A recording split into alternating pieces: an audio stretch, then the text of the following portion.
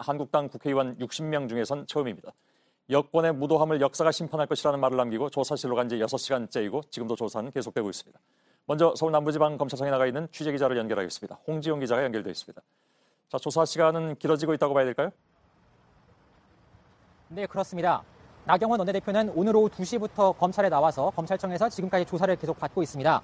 당 변호인단이나 별도의 반박 자료를 가지고 가는 모습은 보이지 않고 있습니다. 하지만 나경원 원내대표가 한국당 원내 활동의 대표자인 만큼 고발된 혐의를 모두 조사하려면 시간이 더 걸릴 것으로 보입니다. 예. 자, 취재진 앞에서 자유민주주의를 지켜내겠다는 발언을 했다고 들었습니다. 어떤 맥락인지 알 수는 있을 것 같은데 좀 설명을 해주시죠. 네, 나경원 원내대표는 자신의 혐의에 대한 질문은 취재진 앞에서 발언하지 않고 패스트트랙을 추진하는 여당을 비판하면서 이러한 말을 했습니다. 한번 들어보시겠습니다. 예. 공수처와 연동형 비례대표제를 통한 권력을 장악하려는 여권의 무도함에 대해서 역사는 똑똑히 기억하고 심판할 것입니다. 대한민국의 자유민주주의, 의회민주주의를 저와 자유한국당은 반드시 지켜내겠습니다. 최이버 의원 감금하기 직접 지시하셨습니까?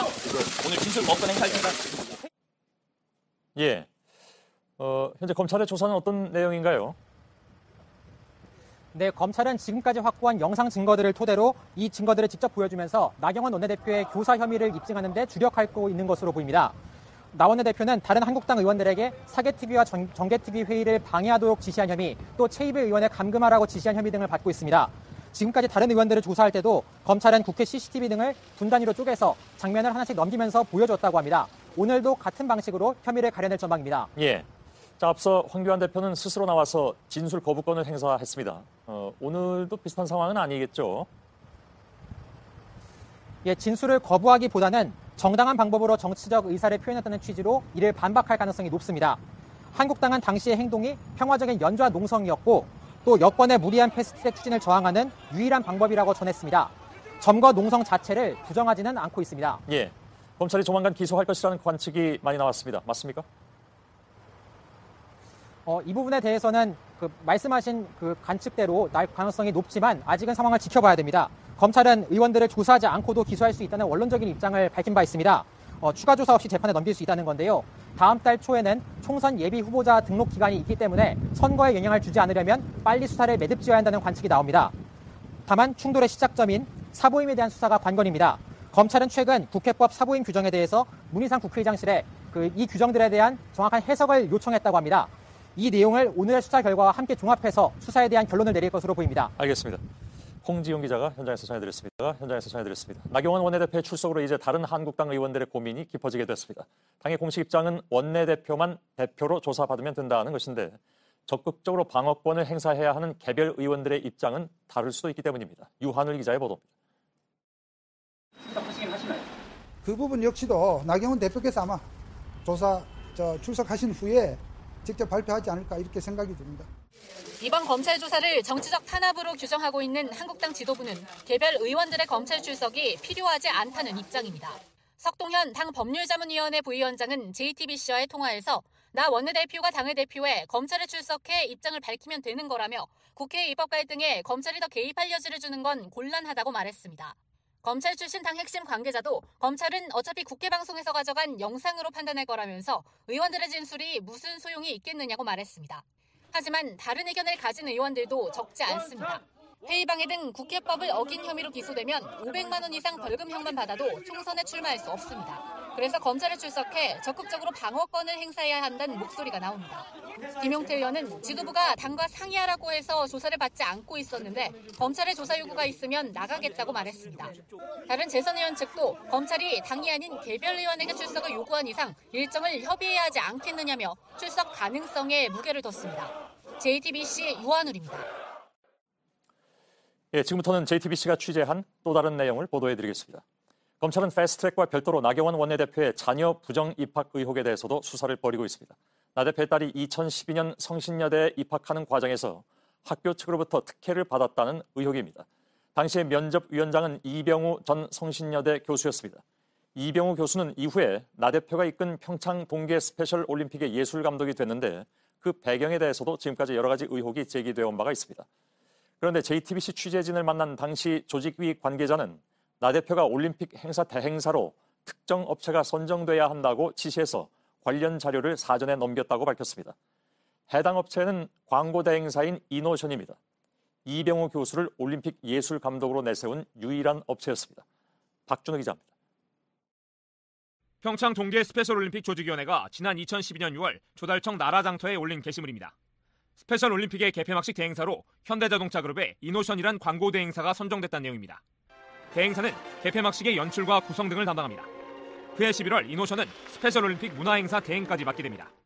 이노션은 이미 2011년 6월부터 스페셜올림픽의 홍보 마케팅 대행사를 맡고 있었던 상황. 당시 조직위 내부에선 이미 홍보 마케팅을 맡고 있던 이노션이 다른 행사 입찰에 참여한 건 불공정하다는 우려가 나왔습니다. 이노션이 안 됐으면 참 좋았겠다. 말이 많으니까. 하지만 이노션은 경쟁 입찰을 통해 개폐막식 대행에 이어 문화행사도 따냈습니다. 또 다른 조직위 관계자는 당시 나경원 조직위원장이 이노션이 선정돼야 한다고 지시했다며 이 때문에 조직위가 입찰 공고를 내기 전 관련 자료를 경쟁사 모르게 이노션 측에만 제공했다고 밝혔습니다. 대규모 국제행사 실적이 적었던 이노션은 경쟁업체에 비해 입찰 가격도 높았지만 1점 이내 차이로 선정됐습니다. 당연히 저희 회사에서도 그게 열심히 준비해서 내는 거니까 열심히 준비 안 했다? 당연히 아니고. 이노션 측은 공정하게 입찰을 따냈다는 입장. 이랑 업체가 0.09점 차이밖에 안 되는데 내정이 됐다는 게 말이 안 되잖아요. 이노션은 대행사로 선정된 직후 이병우 당시 성신여대 교수를 예술감독으로 추천했습니다. 난 내용을 잘 모르고요. 나는 절차대로 다 했으니까 나한테 자꾸 묻지 마시고 그 실무자들한테 물어보세요. 나는 아는 바가 없어요, 정확하게. JTBC 박준우입니다. 예, 이노션이 추천한 이병우 교수는 나 대표의 딸 김모 씨의 대학 면접에서도 특혜를 주었다는 의혹이 제기된 바가 있습니다. 김 씨의 입학 이후에 석 달 만에 이노션에 의해 스페셜 올림픽 감독으로 선정이 됐는데 당시에 이노션의 총괄 책임자는 과거 이명박 대통령 선대위에서 나 대표와 함께 일했던 사람이었습니다. 이지은 기자입니다. 나경원 대표의 딸 김모 씨가 성신여대 특수교육 대상자 전형에 지원한 건 지난 2011년 10월. 면접위원장은 김 씨가 지원한 성신여대 현대실용음악학과의 이병우 교수였습니다. 이 교수는 면접 당시 김 씨에게 예정에 없던 반주 연주를 허락했습니다. 반주 음악 플레이어를 준비하느라 20여 분 동안 면접 시험이 중단되기도 했습니다. 또 성신여대 내부감사 보고서에 따르면 면접 당시 이 교수는 김 씨에게 최고점을 줬습니다. 김 씨는 이듬해 3월 입학했습니다. 이 교수가 2013 평창 동계 스페셜 올림픽 개폐막식 예술감독으로 선정된 건 석 달 뒤인 2012년 6월. 스페셜 올림픽 조직위원장은 나경원 대표였습니다. 당시 조직위는 개폐회식 대행사 입찰 공고에 대행사가 발상의 전환이 가능한 예술감독을 선정하라고 써놨습니다.